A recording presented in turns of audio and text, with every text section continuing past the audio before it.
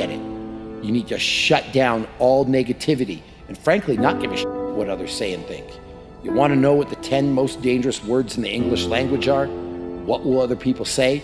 And what will other people think?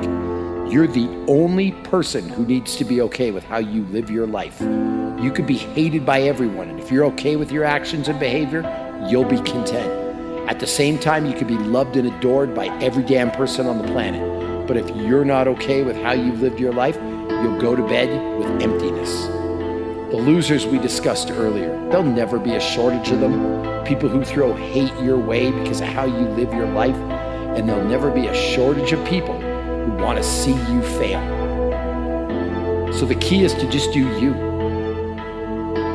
Do what makes you happy and do what you think is right. At the end of the day, if you and you alone can look yourself in the mirror and be content with the choices you made, then that's all that matters.